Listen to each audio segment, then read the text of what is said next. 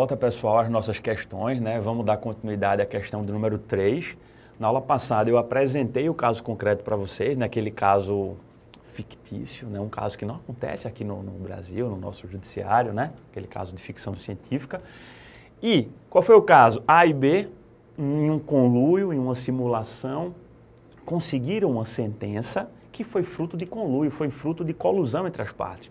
Uma sentença que condenou B, o réu, a pagar alimentos ao autor. Mas, na verdade, isso é uma simulação. O que B queria de verdade era mais uma dedução para o seu imposto de renda, só que uma dedução indevida, ilícita, que não retrata a realidade dos fatos.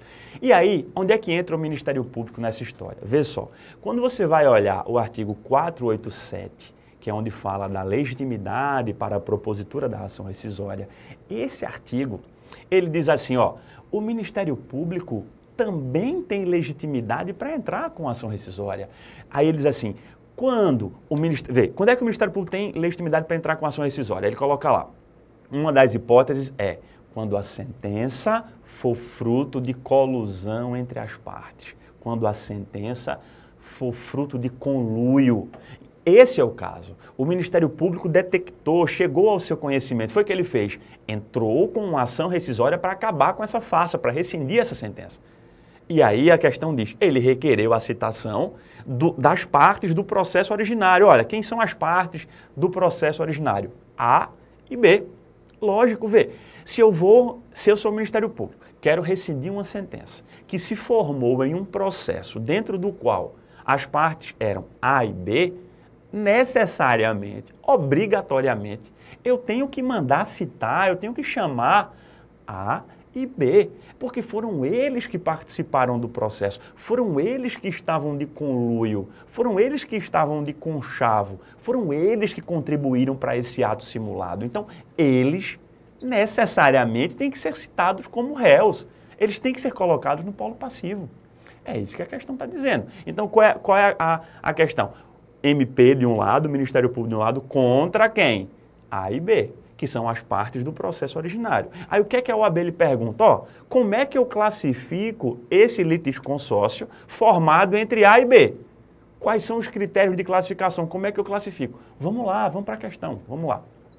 Vê, olha o caso, o Ministério Público entrou com uma ação contra A e contra B, claro, são as partes do processo originário. Aí a OAB pergunta, esse litisconsórcio aqui, formado entre A e B, como é que eu classifico? Né? Quais os critérios que eu posso classificar?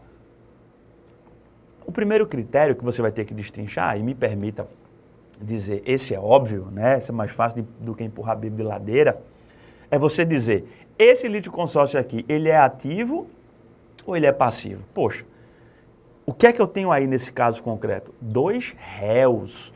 Aonde está o litisconsórcio? No polo passivo, no lado passivo. Então, como é que eu classifico esse litisconsórcio? Ora, pela posição ocupada pelos litigantes, eu classifico esse litisconsórcio como um litisconsórcio passivo, claro, tenho dois réus, dois réus. Isso já me permite eliminar a letra A e isso já me permite eliminar a letra C, porque elas dizem que o litisconsórcio é facultativo. Facultativo é quando a pluralidade está no lado ativo.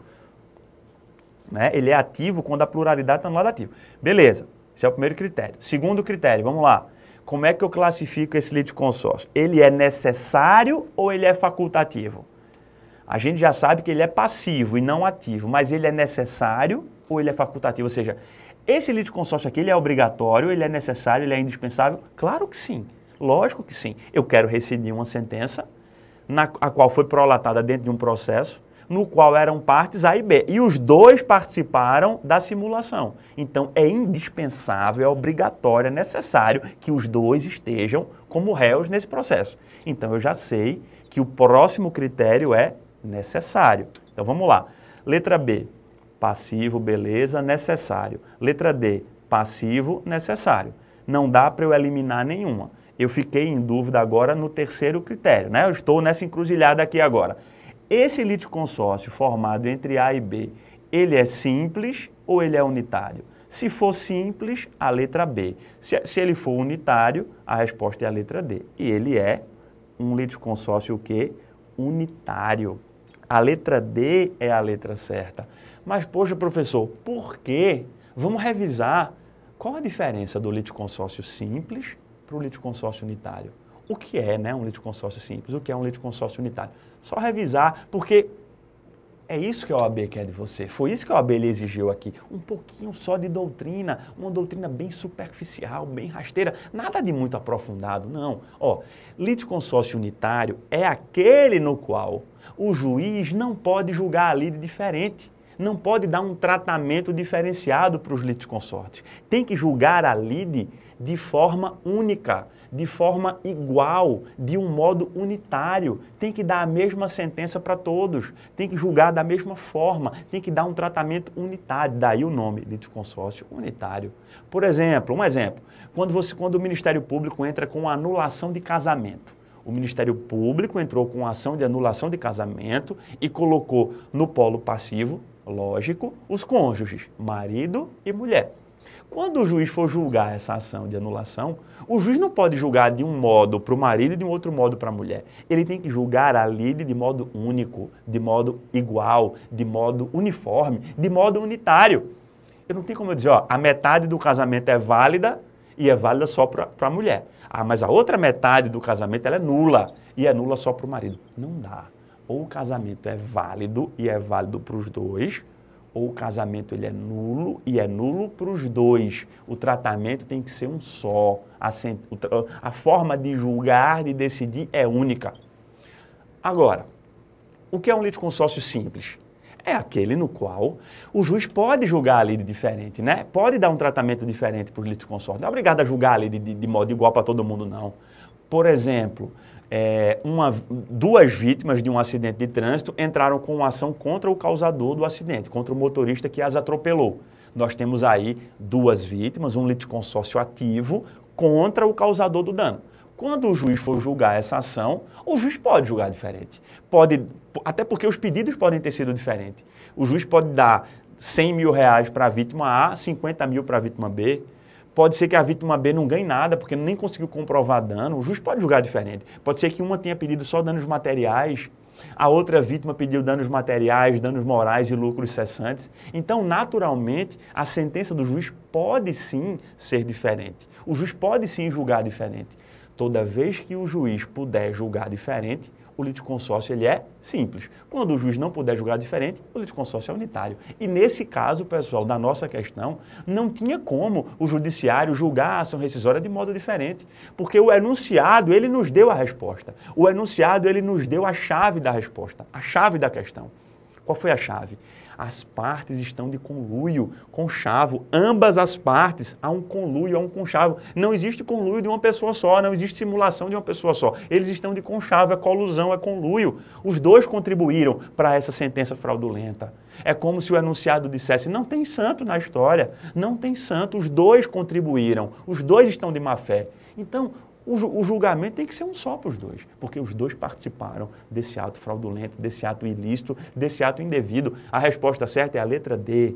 O litisconsórcio formado entre as partes dessa ação é um litisconsórcio passivo, necessário e unitário. Essa é a resposta de acordo com a classificação doutrinária que nos apresenta para o litisconsórcio, que a doutrina nos apresenta para o litisconsórcio.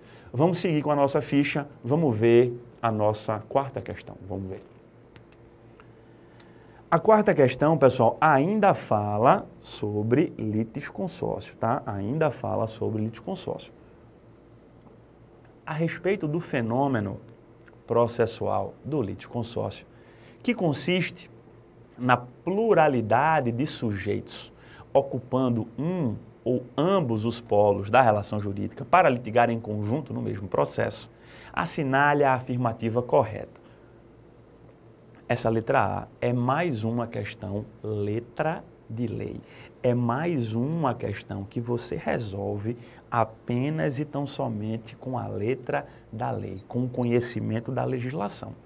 Aí vem a letra A e diz assim, não constitui fundamento para a formação de litisconsórcio a ocorrência da afinidade, olha lá, de afinidade de questões por um ponto em comum de fato ou de direito. Se há uma afinidade de questões por um ponto em comum de fato ou de direito, isso não é motivo, não constitui fundamento motivo para a existência de um litisconsórcio. Olha o erro da letra A, é o não. Porque, vê, vamos lá. Você tem aqui duas vítimas, a vítima A e a vítima B.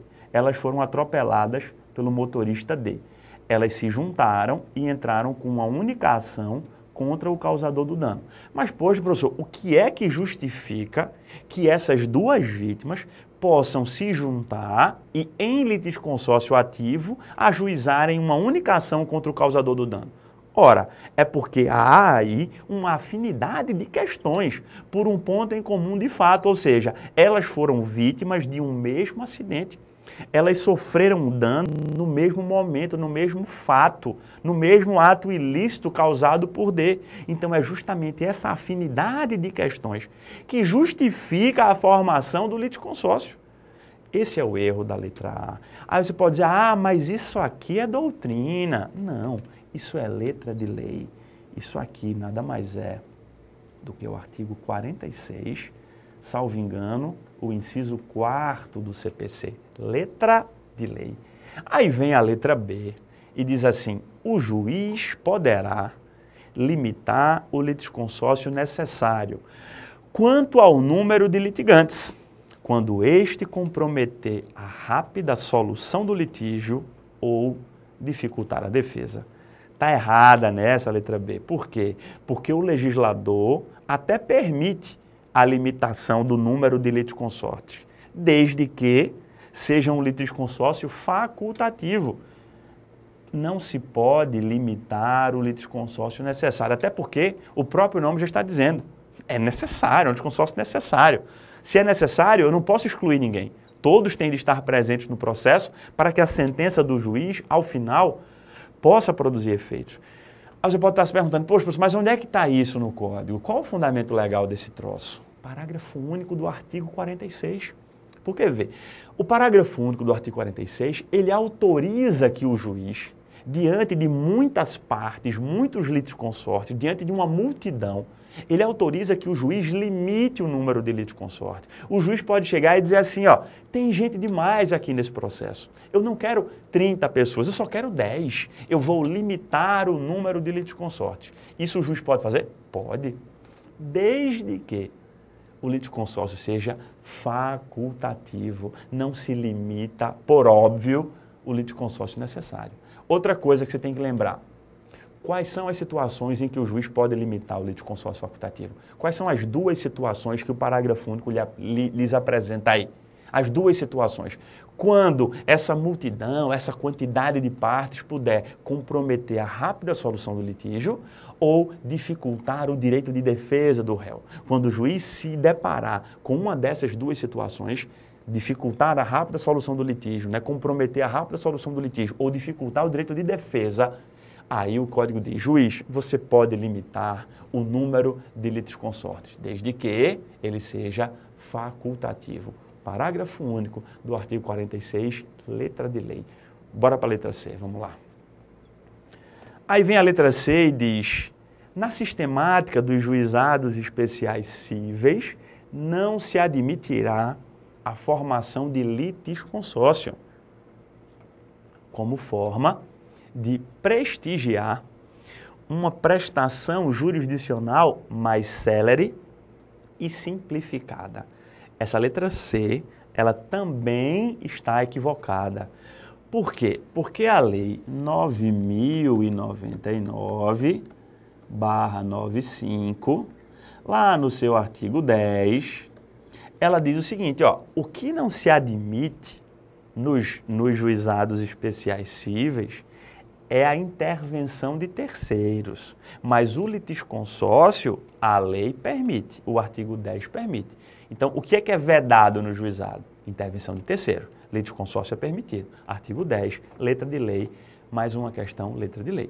A resposta, lógico, nos restou apenas a letra D, e diz, quando os litisconsórcios tiverem diferentes procuradores, diferentes advogados, ser-lhes-ão contados em dobro os prazos para contestar, em dobro para recorrer e em dobro para, de um modo geral, falar nos autos, se manifestar nos autos. Tá certo, né? O artigo 191, ele diz igual à letra D. Acho que até as vírgulas estão iguais ao artigo 191.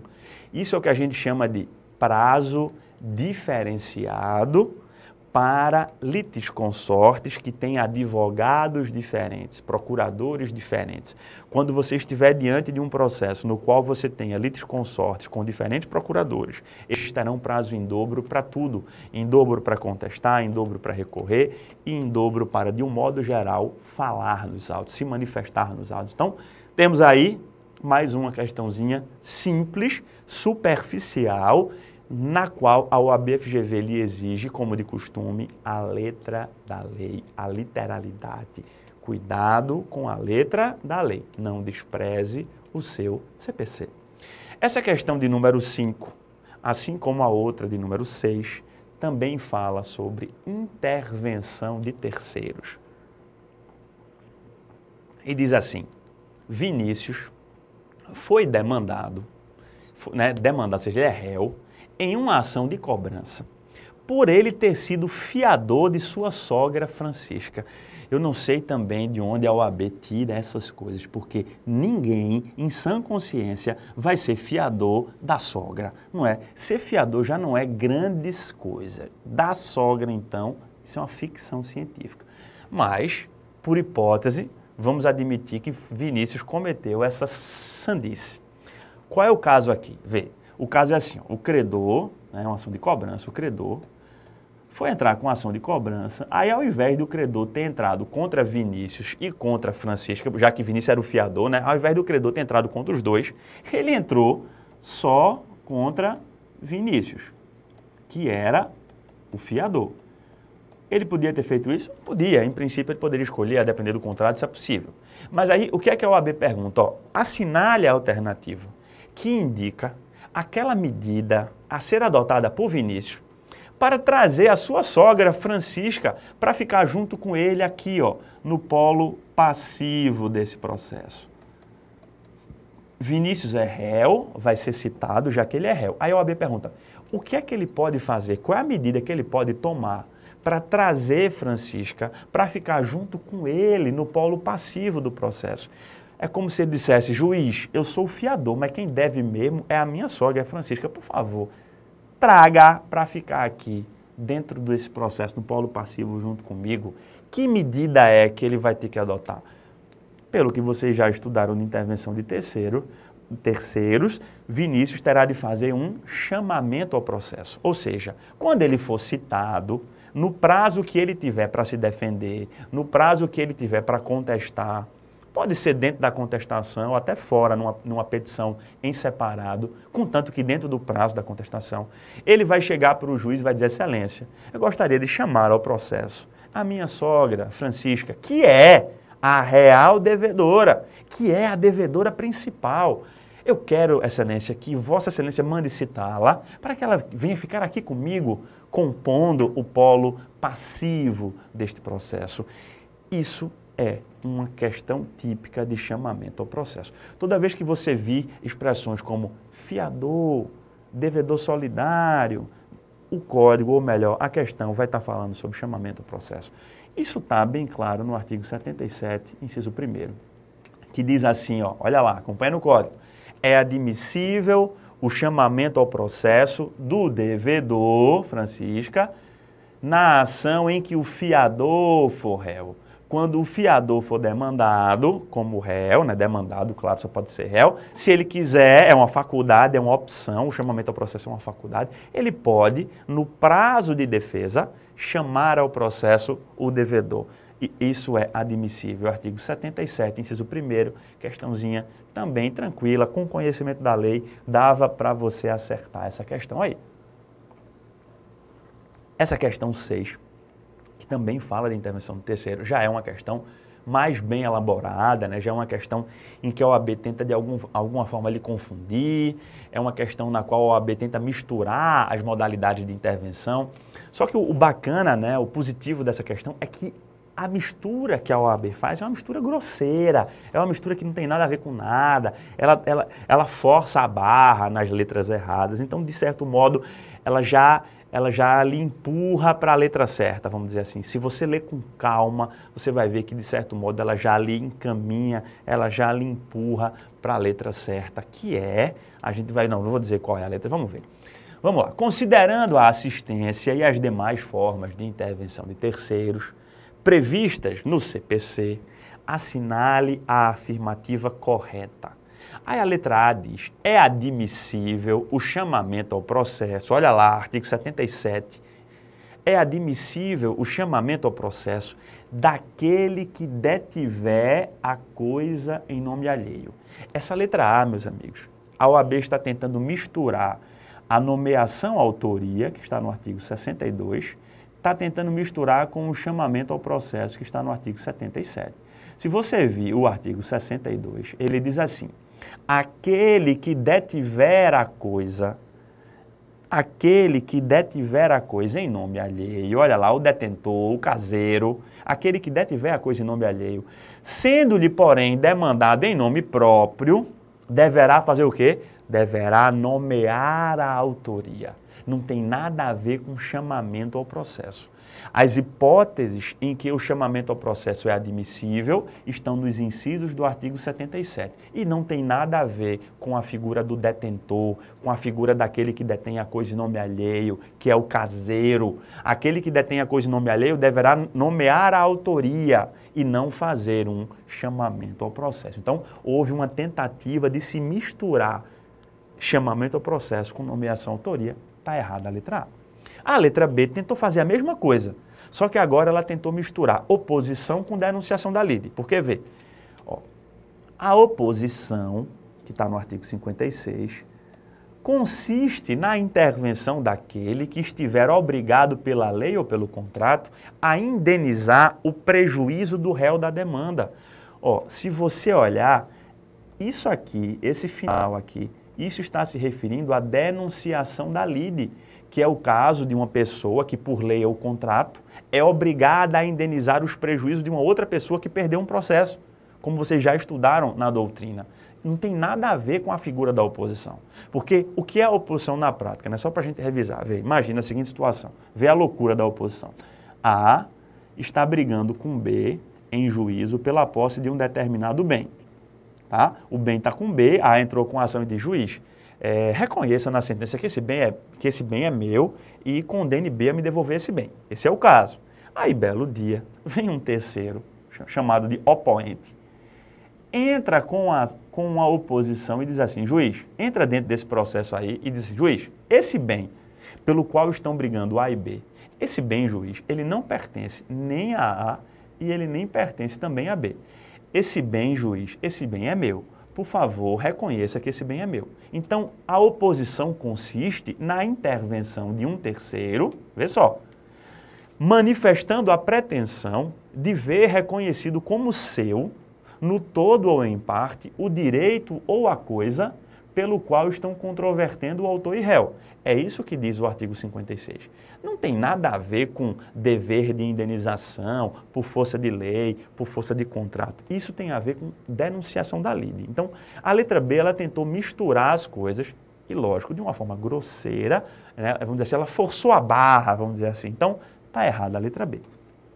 A letra C diz o seguinte, o terceiro deve demonstrar que possui interesse jurídico. Essa é a palavra-chave da assistência, interesse jurídico. O terceiro deve demonstrar que possui interesse jurídico, que a sentença seja favorável a uma das partes, para poder ser admitido como assistente. Essa é a letra. Esse é o caso. Imagina, A, que é locador, entrou com uma ação contra B, que é o locatário, para despejar B. Só que B já tinha uma sublocação com C. Se B perder essa ação, quem vai ser despejado no frigir dos ovos é C. Então, C tem interesse jurídico de intervir dentro desse processo para ajudar B a ganhar o processo, a ganhar a ação. Então, o terceiro que quiser entrar no processo como assistente, ele tem que demonstrar para o juiz que ele tem o quê? Interesse jurídico que a sentença seja favorável a uma das partes. É exatamente Esse é o caso aqui, essa é a nossa letra certa, artigo 50 do CPC, está certa a letra C. A letra D, se você olhar com calma, ela tem um erro grosseiro, ela tem um erro evidente. Você tem que perceber essas sutilezas da OAB. Olha o que diz a letra D. Feita a denunciação da lide, se o denunciante aceitar, ele, denunciante, será assistente simples do denunciado. A OAB ela inverteu as coisas, porque na denunciação da lide, quem faz a denunciação é o próprio denunciante, é o denunciante que faz a denunciação. Então, quem tem que aceitar ou não é o denunciado. Foi o que a OAB fez. Ela mudou aqui as expressões. O certo era assim, ó. Feita a denunciação da lide, se o denunciado a aceitar, ele será assistente simples do denunciante.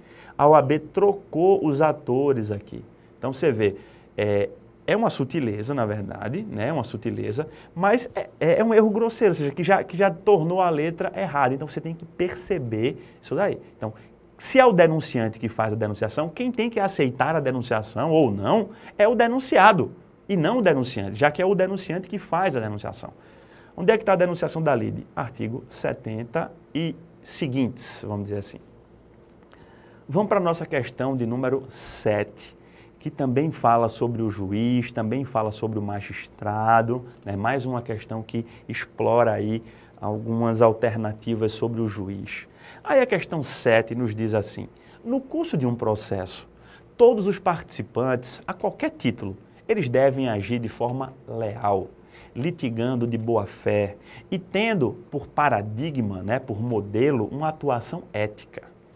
A relação entre advogados, partes e o magistrado deve obedecer, de uma forma bastante acentuada, essas premissas, sob pena de se estabelecer, conforme o caso, uma série de responsabilidades de ordem processual e ou pessoal, em face daquele que faltou com os deveres que lhe cabiam. Especificamente acerca da atuação dos magistrados nos processos judiciais, é correto afirmar o quê? Vocês vão perceber que essa questão, basicamente, ela fala sobre o juiz, sobre o magistrado. Aí vem a letra A e diz assim, é dever do juiz declarar-se impedido ou suspeito de ofício. Até aí está perfeita a letra A, porque realmente é um dever do juiz. O juiz, em princípio, ele tem que chegar no processo e dizer, eu sou impedido, eu sou suspeito, eu não tenho isenção, eu não tenho imparcialidade, eu não tenho condições de julgar esse processo, estou passando para o meu substituto. Em caso de abstenção pelo juiz, ou seja, caso o juiz não diga, poderá a parte que desejar fazê-lo arguir o impedimento ou a suspeição do magistrado por meio de exceção. Essa é a nossa letra correta, pessoal. Porque, vê, o que é que a letra A está dizendo? Ó, em princípio, é o juiz que tem que chegar e dizer, de ofício, sou impedido, sou suspeito, estou passando o processo para o meu substituto, não tenho condições de julgar. É o juiz que tem que fazer isso. Caso ele não faça, a parte que quiser poderá fazê-lo, ou seja, poderá arguir o seu impedimento, poderá arguir a sua suspeição. Como? Através de uma exceção de impedimento ou de uma exceção de suspeição. A letra A, ela está perfeita. Você começa a estudar juiz no seu código para você se situar aí a partir do artigo 125, tá? Do artigo 125 para frente. Vamos voltar, vamos para a questão, vamos lá. Então, a gente já tem de cara a nossa letra correta, que é a letra A. Vamos analisar as outras, né, para a gente encontrar os erros. O magistrado tem, entre outros deveres, a obrigação de sentenciar e de garantir o contraditório. Conforme previsto pelo sistema processual, só pode o magistrado se abster de julgar se ele alegar e comprovar a existência de lacuna na lei. O que é que está errado aí? O artigo 126 diz assim, o juiz não pode se eximir de sentenciar ou despachar alegando lacuna na lei. Nesse caso, caso a lei seja omissa, deve o juiz partir para as outras fontes do direito, tais como a analogia, os costumes e os princípios gerais do direito. O que ele não pode é não julgar. O que ele não pode, o que é vedado a ele é se abster de julgar. O que ele não pode é proferir o chamado non licet, que seria uma omissão, um não julgamento, um não julgar. O que é que a lei diz? Te vira, juiz. O que é que o artigo 126 diz? Te vira, juiz. Se a lei não te dá a resposta para a lide, para a questão que lhe foi apresentada, busque a solução, busque a resposta nas outras fontes do direito, tais como a analogia, os costumes e os princípios gerais do direito. O que você não pode é não julgar. Vamos fazer o seguinte, vamos parar essa aula por aqui, né? Já chegou o nosso limite, os nossos 30 minutos. Vamos fechar essa aula por aqui. Próxima aula, a gente já continua ainda nessa questão. Até a próxima aula.